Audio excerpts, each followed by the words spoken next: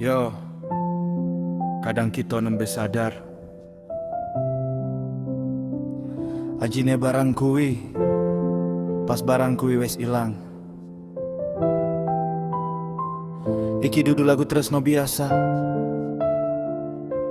iki babagan getun sing ra iso dilerem kecek. Saiki aku lungguh dewe, nyawang langit sing peteng, eling kabeh cerita sing biyen tau tak genggam. Kowe sing sabar, aku sing kakean pola. Kowe sing tulus, aku sing gampang gawe salah. Biyen tak sepeleke, kabeh wektu sing mbok keke. Saiki aku nembe kroso pas kowe wis ora ono ning kene.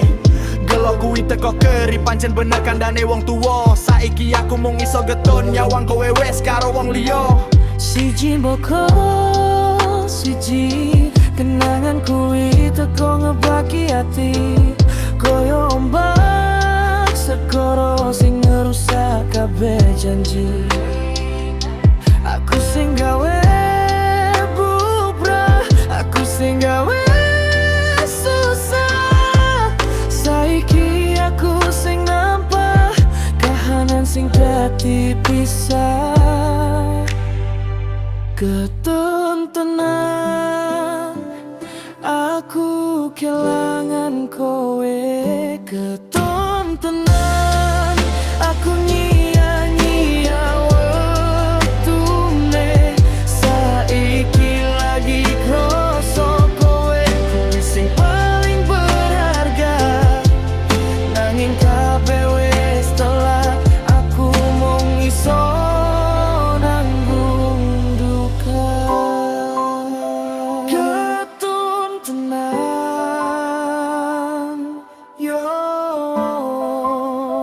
pancen getun tenan.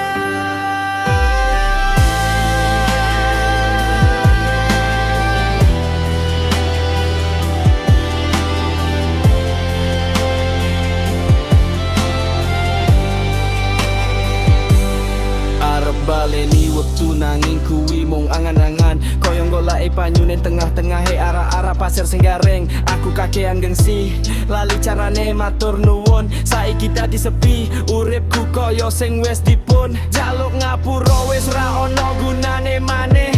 Cangkemku kaku mripatku wis mulai nyawang aneh. Kowe wis nemu mulya, aku ijen ning kene mancap. Rasake perih getun sing gawe dodoku dadi nyesek.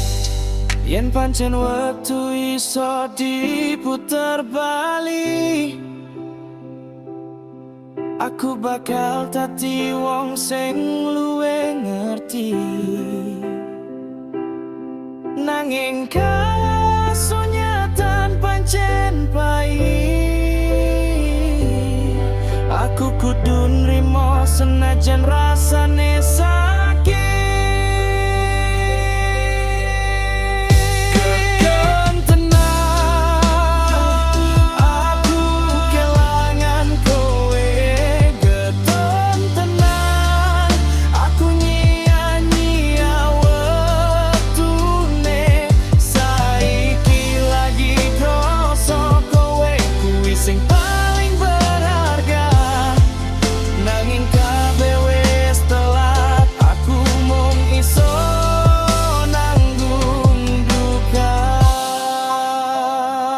Wis, iki pelajaran go aku. Ojo nyia-nyia wong sing sayang karo kowe sadurunge kowe ngrasake getun koyo sing tak rasake. Saiki sorry.